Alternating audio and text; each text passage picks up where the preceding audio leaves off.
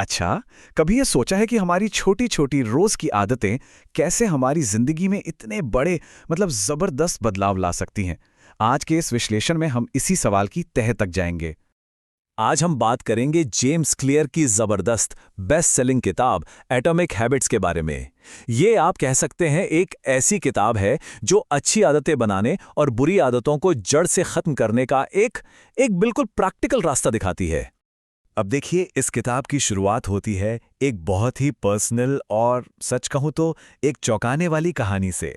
James clear हमें उस एक पल के बारे में बताते हैं जिसने उन्हें सिर्फ फिजिकली ही नहीं तोड़ा, बल्कि उनकी पूरी जिंदगी का रुख ही मोड़ दिया। यही यही वो भयानक चोट थी जो उनकी फिलॉसफी का आधार बनी। क्लेयर ने सीखा कि अरे बड़े बड़े लक्ष्य हासिल करने का रास्ता ना छोटे छोटे लगातार किए जाने वाले सुधारों से ही बनता है। और बस यहीं से एटॉमिक हैबिट्स का आइडिया पैदा हुआ। तो किताब का जो मेन आइडिया है ना, वो बहुत सिंपल लेकिन बहुत गहरा है।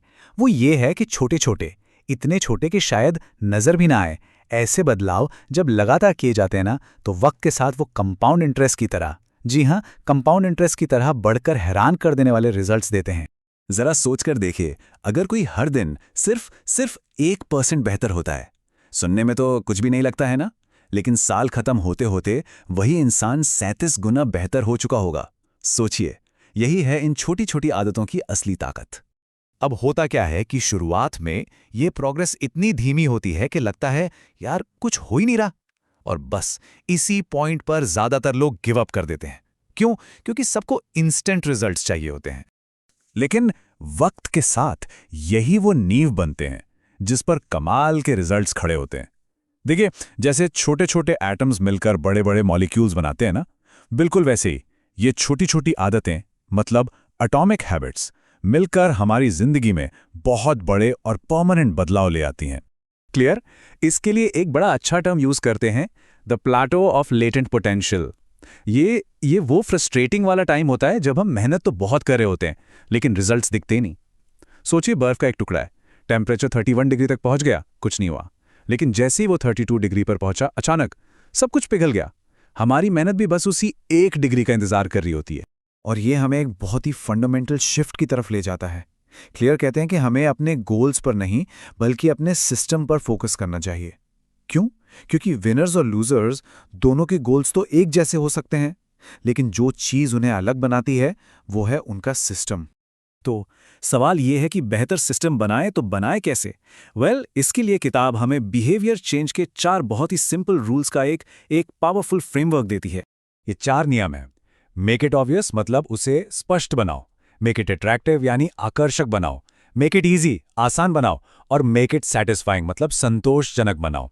ये चारों नियम मिलकर अच्छी आदतों को अपनाने और बुरी आदतों से छुटकारा पाने का एक, आप कह सकते हैं, फुल प्रूफ प्लान तैयार करते हैं। तो पहला नियम है मेक इट ऑब्वियस, यानी स्पष्ट बनाओ। इसका मतलब है कि अच्छी आदतों के जो क्यूज हैं, जो इशारे हैं, उन्हें अपने सामने रखो।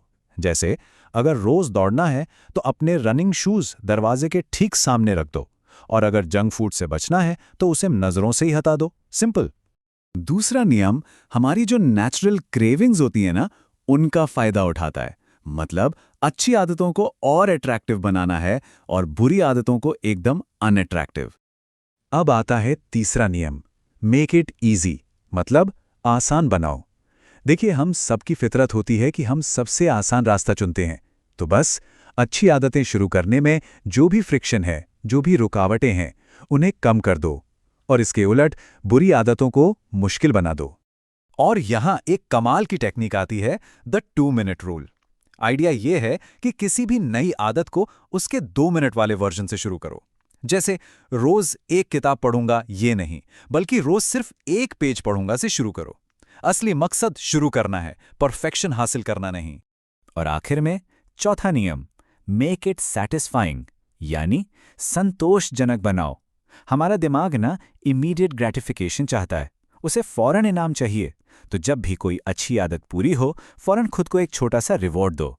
इससे दिमाग को सिग्नल मिलेगा कि अरे वाह, ये तो दोबारा करना है। लेकिन रुकिए, इन 4 नियमों से भी ज्यादा गहरा एक आइडिया है। किताब ये कहती है कि असली बिहेवियर चेंज सिर्फ हमारे काम बदलने के बारे में नहीं है, बल्कि ये हमारी आइडेंटिटी, हमारी पहचान को बदलने के बारे में है।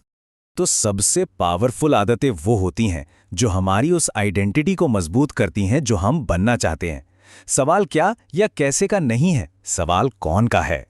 इसको ऐसे समझिए, हमारा हर एक्शन उस इंसान के लिए एक वोट की तरह है जो हम बनना चाहते हैं।